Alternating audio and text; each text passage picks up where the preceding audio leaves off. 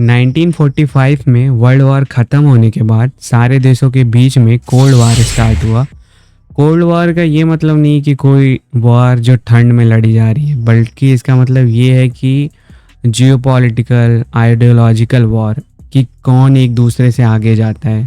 ये basically United state and Soviet union के बीच में था और इसी के चलते स्पेस रेस स्टार्ट हुआ United states and Soviet union के बीच में 4 अक्टूबर 1957। इसमें सोवियत यूनियन ने अपना पहला आर्टिफिशियल सैटेलाइट स्पेस में भेजा जिसका नाम था स्पुतनिक। ये दिखने में एक छोटा स्फेरिकल स्पेसक्राफ्ट था जिसमें रेडियो ट्रांसमीटर था जो बीप सिग्नल एमिट करता था, जो कि रिसीव हो सकता था वर्ल्ड वाइड किसी भी रेडियो ऑपरेटर से उस टाइम। और इसी साल इसके बाद 1957 में 3 नवंबर को सोवियत यूनियन ने अपना सेकंड सैटेलाइट स्पुतनिक 2 स्पेस में भेजा। बट इस बार इसके अंदर एक जिंदा डॉग थी जिसका नाम लाइका था। ये एक स्ट्रे डॉग था जिसको इन्होंने मॉस्को के एक रोड से पिक किया था। अब ऑब्वियस कोई अपना पेट डॉग थोड़ी ही नहीं देगा, तो इन्होंने रोड से पिक किया था इस डॉग को। बट स्पुतनिक के लॉन्च होने के कुछ ही देर बाद, मतलब कुछ ही घंटों बाद, ओवर हीटिंग की वजह से उस डॉग की जान चली गई। और उसके जान जाने से ये इन्हें पता चला होगा, बट भले उसकी जान गई ये तो सैड था, बट उससे इन्हें ये पता चला कि स्पेस ट्रैवल में हीटिंग का भी इशू होता है, तो उसे भी ट्रैवल करना होगा। ट्रैवल नहीं मतलब टैकल करना होगा उसे स्पेस ट्रैवल के लिए, अगर ह्यूमन को भेजना है तो। इन सब के बाद अमेरिका भी इनसे आगे जाना चाहता था, सो उसने national aeronautics and space administration यानी नासा को इस्टेब्लिश किया 29 जुलाई 1958 में और कुछ गोल सेट किए आगे स्पेस मिशन के लिए। बट 1959 में एक बार फिर से सोवियत यूनियन ने अपना एक और स्पेसक्राफ्ट भेजा स्पेस में जिसका नाम लूना 2 था, जो कि एक पहला ऐसा स्पेसक्राफ्ट था जो कि मून पे क्रैश हुआ 13 सितंबर 1959 में। भले वो क्रैश हो गया था, बट वो पहला ऐसा ऑब्जेक्ट था जो किसी सेलेस्टियल बॉडी से टकराया था, जिसने हमें बहुत सारी इंफॉर्मेशन दी, मतलब उन्हें दी सोवियत यूनियन को, कि आगे का वो लूनर मिशन कर सके। जैसे मून पे कोई रेडिएशन तो नहीं है, या वहाँ पे इन्वायरमेंट कैसा है, उसके अकॉर्डिंग शूट चाहिए एस्ट्रोनॉट को, तो उन सब का इन्फॉर्मेशन उन्हें वहीं से मिला था। फिर आया 1961 जिसमें 12 अप्रैल को एक बार फिर से सोवियत यूनियन ने एक बड़ा अचीवमेंट किया, जिसमें उन्होंने एक कॉस्मोनॉट जिनका नाम यूरी गागारिन था उनको स्पेस में भेजा, एक पहले ह्यूमन स्पेस क्राफ्ट में जिसका नाम वॉस्टॉक 1 था। इस फ्लाइट का ड्यूरेशन लगभग 108 मिनट का था और इस मिशन के बाद ही सोवियत यूनियन को बहुत अटेंशन मिला, क्योंकि सारे लोग रिलेट कर पा रहे थे, क्योंकि इस बार कोई ह्यूमन गया था स्पेस में, तो सब रिलेट कर पा रहे थे कि हाँ हो सकता है कि आगे और ह्यूमन जाए। इन सब के बाद नासा ने भी अपना एक पहला स्पेस प्रोग्राम बनाया जिसका मरकरी नाम था, मरकरी प्रोग्राम। इसमें एस्ट्रोनॉट को स्पेस में एक सिंगल स्पेस क्राफ्ट में लॉन्च किया जाता था, मतलब जिसमें एक ही बंदा बैठ सके। और ये लोग उसमें स्टडी कर रहे थे कि एस्ट्रोनॉट के बॉडी पे क्या इफ़ेक्ट पड़ता है स्पेस ट्रैवल में, कि उसकी इन्फॉर्मेशन को वो लोग यूज़ कर सके अपने आगे के मिशन के लिए। इसी मरकरी प्रोग्राम में सब orbital and orbital flight test भी था। ऑर्बिटल फ्लाइट टेस्ट का मतलब अर्थ के ऑर्बिट में घूमना, और अर्थ का ऑर्बिट लगभग अर्थ के ग्राउंड लेवल से 200 किलोमीटर ऊपर है, और इस ऑर्बिट में घूमने के लिए लगभग 28,000 किलोमीटर पर आवर की स्पीड चाहिए। और जो सब ऑर्बिटल फ्लाइट टेस्ट था वो सब ऑर्बिट में होना था, जिसमें ऑर्बिट से वो नीचे होता है, जिसके लिए मिनिमम स्पीड चाहिए 6,000 किलोमीटर पर आवर, जो कि उसके कंपैरिजन में बहुत कम है। और फिर 5 मई 1961 में एस्ट्रोनॉट एलन सेफर्ड ने फर्स्ट सब ऑर्बिटल फ्लाइट किया, जिसमें उन्होंने फ्रीडम 7 नाम के एक स्पेस क्राफ्ट में ये फ़्लाइट को कंप्लीट किया, जिसमें वो 187 किलोमीटर ऊपर गए थे अर्थ के ऑर्बिट से। और फिर जाने के कुछ ही देर बाद वो अटलांटिक ओशियन में लैंड हो गए। लेकिन इसके अगले साल ही 20 फरवरी में 1962 में एस्ट्रोनॉट जॉन ग्लेन ने ऑर्बिटल फ़्लाइट किया, जो कि वो पहले अमेरिकन थे जिन्होंने ऑर्बिटल फ्लाइट किया था, जिसमें वो 4 घंटे 55 मिनट के लिए स्पेस क्राफ्ट में थे, जिसका नाम फ्रेंडशिप 7 था और पहले वाले का फ्रीडम 7 था। तो 4 घंटे 55 मिनट मतलब लगभग 5 घंटे वो अर्थ के ऑर्बिट में घूमे। और ये सब अचीवमेंट बहुत ही ज़रूरी थी यूनाइटेड स्टेट्स के लिए कि मतलब उनको भी ये करके दिखाना था कि हाँ, सोवियत यूनियन ने कुछ अचीव तो किया लेकिन उन्होंने भी ये अचीव करके दिखा दिया था। इसके बाद नासा ने प्रोजेक्ट गैमनी बनाया जिसमें वो एक मून मिशन प्लान कर रहे थे उन सब नॉलेज का यूज़ करके जो उन्हें मरकरी प्रोग्राम से मिला था।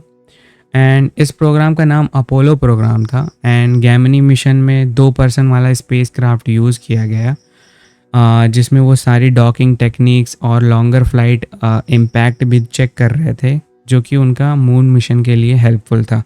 और इन सब टेस्ट के बाद अपोलो प्रोग्राम स्टार्ट हुआ जो कि 1961 से 1972 तक चला, जिसमें एक ही बस प्राइमरी गोल था कि मून लैंडिंग करना है। अपोलो 1 1967। अपोलो 1 ने एक बड़ा ट्रेजिक एक्सीडेंट फेस किया अपने प्री लॉन्च टेस्ट में जिसमें कैबिन फायर की वजह से 3 एस्ट्रोनॉट्स की जान चली गई जिनका नाम Virgil, Edward and Roger B Chaffee था। जिसमें लोगों ने नासा को बहुत क्रिटिसाइज़ किया कि ये मिशन बंद करो, बट ये मिशन चलता रहा क्योंकि भाई ऑब्वियस कोल्ड वार चल रहा है तो मिशन चलता रहा। और 1968 में अपोलो 7 ने अपना पहला अर्थ ऑर्बिटिंग मिशन कंप्लीट किया जिसमें कमांड मॉड्यूल का सिस्टम परफॉर्मेंस टेस्ट हुआ अर्थ के ऑर्बिट में ले जाके, जिससे ये कंफर्म हो गया कि हाँ ये मून में चला जाएगा।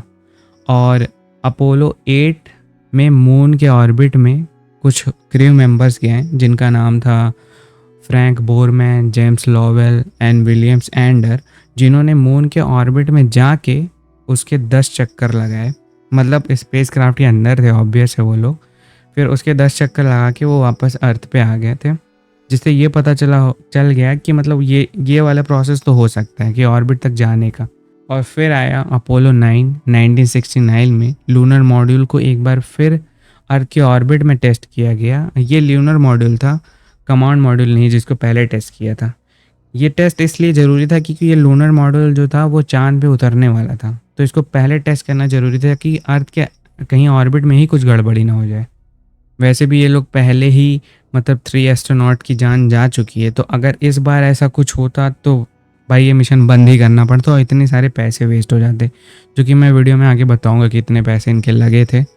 और अपोलो 9 के बाद अपोलो 10 में सूट के लिए मतलब सूट डिसाइड हुआ, सूट रिहर्सल हुआ। ये वो वाला सूट नहीं था जो हम लोग पहनते, ये स्पेस सूट था कि मतलब मून के जितनी भी इंफॉर्मेशन हमें मिली थी उसका प्रेशर, ग्रेविटी या रेडिएशन, उसके अकॉर्डिंग एक सूट डिज़ाइन करना था एस्ट्रोनॉट के लिए जो कि उनके लिए परफेक्ट होता। तो अपोलो 10 में वो बस वही हुआ। और फिर आया सबसे मेन मिशन जिसका नाम था अपोलो 11, जिसमें एक हिस्टोरिक इवेंट देखने को मिला 20 जुलाई 1969 को, जिसमें फर्स्ट मून लैंडिंग हुआ सक्सेसफुली, जिसमें astronaut Neil Armstrong, Edwin buzz and Michael Collins थे। बट मून पे बस Neil Armstrong and Edwin buzz he land किए थे, माइकल कॉलिंस स्पेस क्राफ्ट में ही थे। मतलब स्पेस क्राफ्ट में के दूसरे हिस्से में थे जो कि मून के ऑर्बिट में ही घूम रहा था, और जो लूनर मॉड्यूल था वो चांद पे उतर चुका था जिसमें Neil Armstrong and Edwin buzz थे। ये लोग अलग अलग इसलिए थे क्योंकि जब वापस नील आर्मस्ट्रॉन्ग और एडविन बज़ उड़ के वापस आएंगे और मून के ऑर्बिट में, तो दोनों चीज़ों को डॉक करने के लिए भी कोई चीज़ होना चाहिए, कोई होना चाहिए एक दूसरे साइड में। तो इसीलिए माइकल कॉलिंस ऊपर मतलब ऑर्बिट में ही रुके हुए थे कि वो सक्सेसफुली डॉक कर सकें जब Neil Armstrong and Edwin buzz वापस आए। इसके बाद सक्सेसफुली लैंडिंग के बाद उन्हें मतलब बहुत ही अप्रिसिएशन मिला, सारे लोग वैसे पलट गए जैसे पलटते हैं। फिर उनका बहुत ही नाम हुआ, मतलब सोवियत यूनियन से तो आगे ही चले गए थे इसके बाद, इस वाले मिशन के बाद, अपोलो 11 के बाद, जबकि ये 17 तक चला था। और अपोलो 11 के बाद जितने भी मिशन थे मतलब 12 से लेके 17 तक सारे मिशन में मतलब मून का सैम्पलिंग लाया गया। मतलब वो उसमें दूसरे एस्ट्रोनॉट्स गए थे जिसमें मून की सैम्पलिंग लाई गई और सारी चीज़ें स्टडी किया गया मून के बारे में, उसके लूनर सरफेस के बारे में। और जो लास्ट मिशन था अपोलो 17 जो कि दिसंबर में हुआ था 1972 में, वो नासा का मतलब लास्ट विजिट था चांद पे। उसके बाद नासा कभी चांद पे नहीं गया।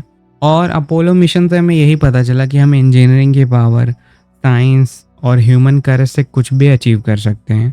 अपोलो मिशन उसी का सबूत था, क्योंकि उस टाइम उस टेक्नोलॉजी से 3 लाख किलोमीटर दूर स्पेस में जाना, जहाँ पे अपना एरोडायनेमिक्स भी नहीं लगता है, मतलब कि प्लेन से नहीं जा सकते, कुछ नया बनाना पड़ेगा उस टाइम वहाँ पे जाने के लिए, मून पे जाने के लिए। बट उस टाइम इस मिशन में जितने पैसे लगे थे वो थे 26 बिलियन डॉलर, जो कि आज की अगर इन्फ्लेशन के हिसाब से देखेंगे तो लगभग 300 बिलियन डॉलर थे, जो कि इंडियन रुपीज़ में होते हैं 24 लाख करोड़ रुपए, जो कि अगर देखा जाए तो वर्थ इट थे, क्योंकि वर्ल्ड वॉर 2 में उन्होंने उससे ज़्यादा यूज़ किया था, यूज़ क्या बर्बाद किया था उन्होंने।